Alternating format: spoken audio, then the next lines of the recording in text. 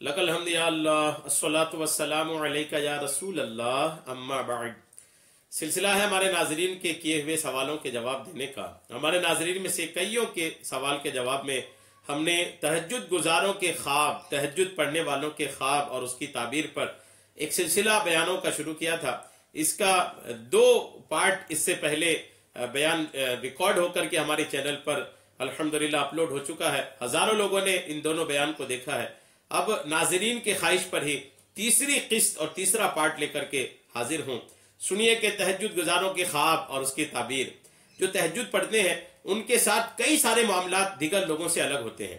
तहज्जुद गुजार तहज्जुद पढ़ते पढ़ते जैसे ही इस पर शुरुआत होती है और इस पर कुछ हद तक ये साबित कदम होना शुरू होते हैं, इनकी जिंदगी में इनकलाब आना शुरू हो जाता है, तब्दीलियां आनी शुरू हो जाती हैं, गुनाहों से नफरत दिल में आनी शुरू हो जाती है और दुनिया से मोहब्बत इनकी कम होने लगती है। आखिरत की तरफ इनके तवज्जुहात, इनकी यादें आखिरत की तरफ मरकूज होने लगती है, आखिरत की याद आने लगती है।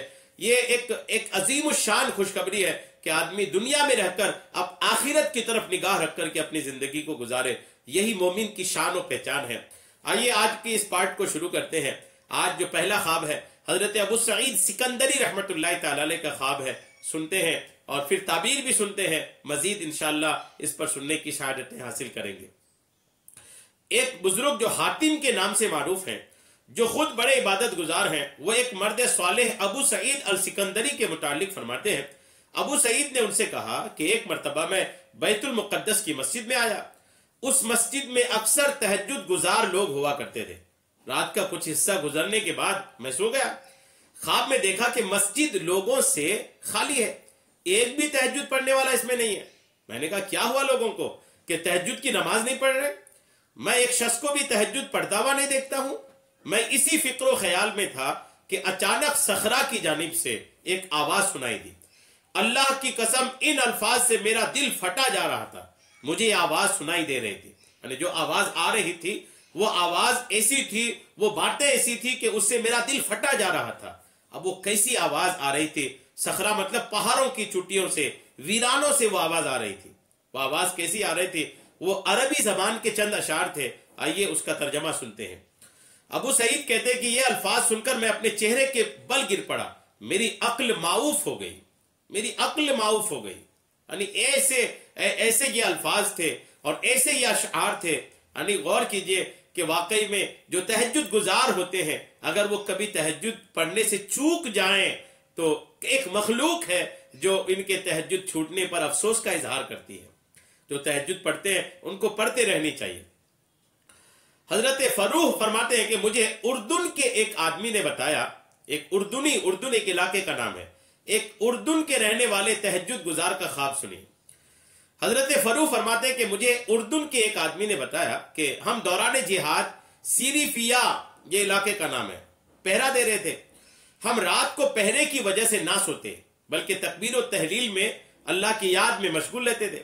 फिर रात के आखिर हिस्से में कुछ मुजाहिद सो जाते और कुछ तहज्जुद की अदायगी के लिए बारगाह इलाही में खड़े हो जाते। एक रात मैं भी सो गया। मैंने ख्वाब देखा कि कुछ फरिश्ते आसमान से मस्जिद में उतरे। उनके हाथों में पोशाकें थीं। जो लोग नमाज में मशगूल थे, ये फरिश्ते उन्हें पोशाक पहनाते और सोए हुए लोगों के पास से यूं ही गुजर जाते थे। यहां तक कि वो जब मेरे पास आए तो मैंने कहा आप मुझे ये पोशाक क्यों नहीं पहनाते? वो कहने लगे ये लिबास नहीं है, ये तो अल्लाह तबारक व तआला की रजा है जो इन तहज्जुद गुजारों को हासिल होती है। गौर कीजिए, यानी जो तहज्जुद गुजार हैं उनको अल्लाह तबारक व तआला अपनी रजा, अपनी खुशी की चादर फरिश्तों के जरिए से पहनाता है। गौर कीजिए, तहज्जुद गुजारो मुबारक हो आपको, तहज्जुद गुजारो बशारत है आपके लिए, तहज्जुद पढ़ने वालों खुशखबरियां हैं आपके लिए कि अल्लाह तबारक व तआला फरिश्तों के मुकद्दस और नूरानी हाथों से आपके लिए अल्हम्दुलिल्लाह अपनी खुशी और अपनी रजामंदी की चादर आपको अता फरमाता है। अल्हम्दुलिल्लाह। हजरत मैसरा कैसी रहमतुल्लाह अलैह का ख्वाब देखिए। हजरत अबू यहया अज़्ज़राद फरमाते हैं कि मुझे मैसरा कैसी रहमतुल्लाह अलैह ने फरमाया कि मैं एक रात नमाज पढ़ रहा था, यहां तक कि मैं एक आयत पर पहुंचा जिसने मुझे रुला दिया। मैं सजदे में चला गया। फिर उसी सजदा में मुझे नींद आ गई। मैंने देखा कि कोई कह रहा है मैसरा तुम क्या चाहते हो? میں نے کہا میں اپنے خدا کی رضا چاہتا ہوں۔ وہ کہنے لگا تمہیں رضائے خداوندی حاصل ہو گئی، اور کیا چاہیے؟ میں نے کہا مضبوط اعضاء اور قوی ہمت، تاکہ میں اطاعت خداوندی میں بڑھ چڑھ کر حصہ لے سکوں۔ یعنی ان سے جب پوچھا گیا تم کیا چاہتے ہو، تو کہنے لگے میں خدا کی رضا، خدا کی خوشی چاہتا ہوں۔ آواز آئی خدا کی رضا حاصل ہو گئی، خوشی حاصل ہو گئی، اور کیا چاہتے ہو؟ تو کہا میں مضبوط اعضاء، مضبوط بدن اور قوی ہمت، طاقتور ہمت چاہتا ہوں۔ کیوں یہ مضبوط باڈی کیوں چاہتا ہوں، بہت زیادہ ہمت کیوں چاہتا ہوں؟ تاکہ میں اس کے ذریعے سے اللہ کی اطاعت، اللہ کی فرما برداری کر سکوں۔ اس نے کہا تمہیں یہ بھی حاصل ہو گئے، ٹھیک ہے، تمہاری طاقت بھی اچھی رہے گی، بدن میں قوت بھی رہے گی، مزید کیا چاہیے، اور کیا چاہیے؟ تو کہتے میں نے کہا مجھے جلد اچھی موت نصیب ہو جائے۔ وہ کہنے لگے یہ بھی ہو جائے گا۔ صبح میں نے اپنا یہ خواب اپنے گھر والوں کو سنایا۔ حضرت ابو یحییٰ فرماتے ہیں کہ اس خواب کے تھوڑے عرصہ کے بعد ہی آپ کو دوران جہاد نیزہ لگا اور آپ شہید ہو گئے۔ اس سے کیا سمجھ میں آتا ہے کہ تہجد گزار کے خواب جو ہوتے ہیں وہ تو اپنی جگہ، لیکن تہجد گزار جو دعا کرتے ہیں نا، اللہ ان کی دعا قبول فرماتا ہے۔ دعا کیسی ہونی چاہیے یہ بھی ہم لوگوں کو آنی چاہیے۔ دعا دنیا کے لیے نہیں کرنی چاہیے، کریں کچھ چیزیں دنیا کے لیے بھی مانگی جا سکتی ہیں، لیکن دعا جب آپ اس شہنشاہ کی بارگاہ میں مانگ رہے ہیں جن کے ہاں کوئی کمی نہیں ہے، تو اس کی بارگاہ میں دنیا سے زیادہ مانگنے کے تعلق سے اللہ کی بارگاہ سے اپنی آخرت کو ترجیح دیجیے، چونکہ آخرت اگر مل گئی نا تو دنیا اس کے ساتھ خود ہی مل جائے گی۔ جی، جو آخرت مانگتا ہے اسے اگر آخرت ملی تو دنیا بھی مل ہی جاتی ہے، لیکن جو دنیا مانگتا ہے نا اسے صرف دنیا ملتی ہے، آخرت نہیں ملتی۔ الحمدللہ۔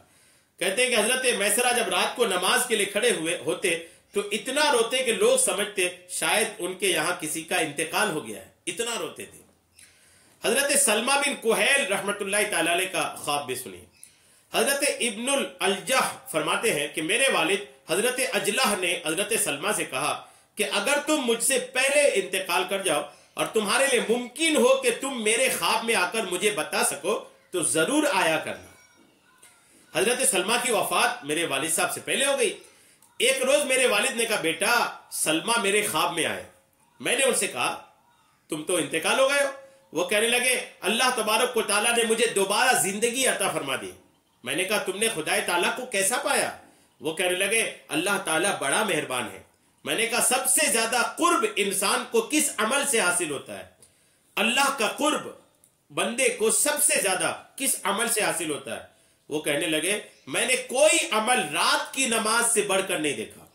کہنے لگے رات کی جو نماز ہے اس سے بڑھ کر اللہ کی بارگاہ میں نے کوئی عمل نہیں دیکھا جو بندے کو اللہ کے قریب کر دیتا ہے۔